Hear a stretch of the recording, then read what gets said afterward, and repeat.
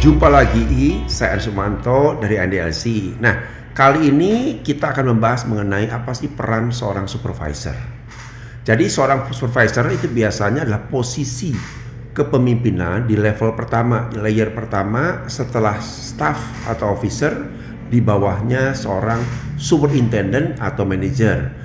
Dan mereka punya peran sebagai satu, pengarah, pengatur, eksekutor, evaluator, pengambil keputusan, dan koordinator di lintas unit pekerjaan. Untuk seorang supervisor mampu melakukan tugas dan pekerjaannya, maka ada 10 kemampuan yang harus dimiliki oleh seorang supervisor agar mampu bekerja dengan efektif. Satu, keterampilan komunikasi. Seorang supervisor untuk membantu tugas dan tanggung jawabnya lebih efektif, mereka wajib dan harus punya keterampilan komunikasi. Ini bukan pilihan, tetapi kewajiban dan keharusan. Dan mereka bisa belajar komunikasi dengan berbagai macam cara dewasa ini. Entah belajar mandiri atau mereka melatih setiap hari untuk berkomunikasi dengan setiap orang, setiap level di tempat mereka bekerja. Keterampilan yang kedua adalah manajemen konflik.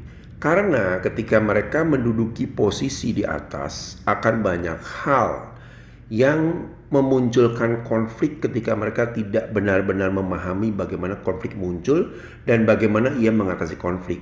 Sehingga manajemen konflik merupakan satu pembelajaran yang akan membantu seseorang untuk menjadi seorang leader di satu unit departemen. Yang ketiga, yaitu seorang supervisor harus juga memiliki pemikiran yang kritis. Artinya, ia harus bisa melihat detail suatu problem, suatu masalah, bahkan ketika masalah tersebut belum muncul ke permukaan. Kepekaan, sensitivitas untuk melihat berbagai macam isu di sekeliling dia menjadi hal yang akan mendukung pemikiran kritis yang pada akhirnya membuat ia menjadi seorang supervisor yang mampu mengantisipasi setiap hal di tempat kerjanya. Seorang supervisor, ia harus memiliki manajemen waktu yang baik. Bagaimana ia bisa mengatur pekerjaan jika ia tidak mampu mengelola waktu yang mungkin semakin terbatas. Karena seorang supervisor harus bekerja, pertama memikirkan pekerjaan bawahan-bawahannya. Dan yang kedua, barulah mereka harus berpikir tentang pekerjaan pribadi yang harus mereka selesaikan. Hal inilah yang membuat manajemen waktu menjadi sesuatu yang sangat krusial penting dimiliki oleh supervisor. Yang nomor 5 adalah prioritas. Supervisor harus punya skala prioritas. Dengan ia menguasai prioritas, ia akan tahu hal-hal mana yang penting ia selesaikan, berfokus kepada hasil yang ia harus capai, dan hal-hal mana yang ia bisa tunda atau bahkan delegasikan ke anak buahnya.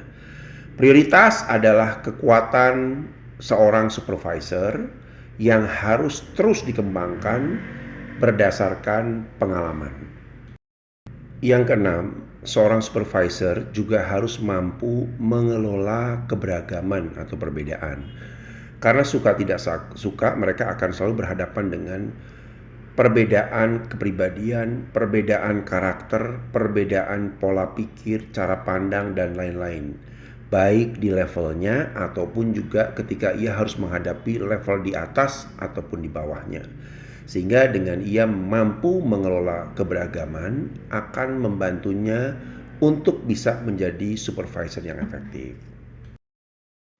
Yang ketujuh, pemecahan masalah. Kunci dasar dari kemampuan supervisor diuji ketika mereka mengembangkan kemampuan untuk problem solving. Pemecahan masalah sendiri memiliki tahapan-tahapan proses yang harus dikuasai oleh seorang supervisor. Karena setiap hari, setiap saat, seorang supervisor akan terus menghadapi yang namanya masalah-masalah yang mereka harus mampu tuntaskan dengan segera. Yang kedelapan adalah keterampilan interpersonal atau keterampilan untuk membangun hubungan. Seorang supervisor dengan jabatannya, ia tentunya harus mampu berhubungan dengan pihak-pihak, entah itu internal ataupun eksternal, sehingga kemampuan interpersonal adalah kekuatan yang wajib dan harus dikuasai oleh seorang supervisor. Yang kesembilan, seorang supervisor harus menguasai kunci bagaimana mengelola stres. Karena ketika mereka menduduki jabatan supervisor akan muncul berbagai macam tekanan yang mungkin seringkali di luar dari kemampuan-kemampuan yang biasa mereka hadapi ketika menjadi staff.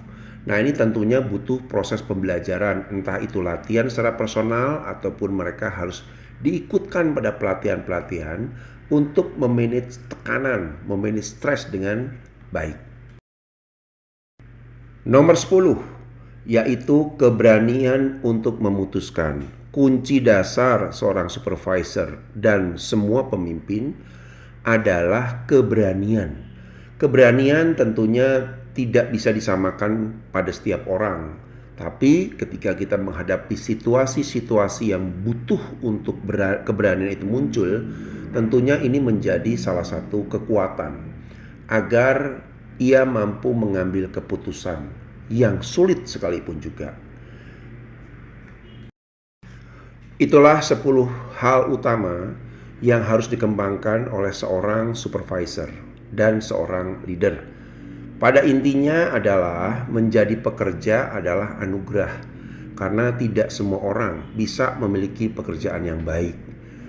Tetapi menjadi seorang pemimpin adalah amanah, yaitu sesuatu yang sudah diberikan kepada setiap orang yang menjadi pemimpin untuk mereka bisa menuntaskan karya tugas mereka hingga tuntas, yaitu membantu banyak orang, mengelola banyak orang, agar setiap orang mampu mencapai potensi tertinggi mereka.